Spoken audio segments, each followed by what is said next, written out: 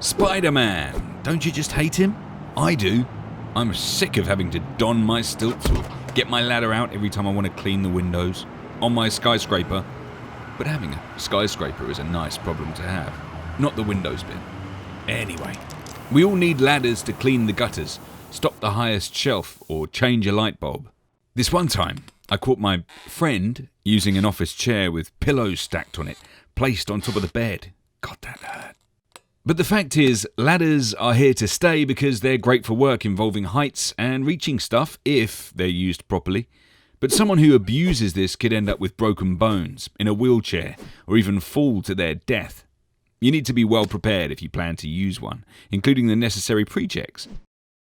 Safe ladder positioning, identifying risks, spotting hazards, how to climb them safely, and what to do in an emergency. And guess what? This course covers exactly that. Anyway, I think Spider-Man and the Green Lantern are rubbish superheroes. Superman's the best.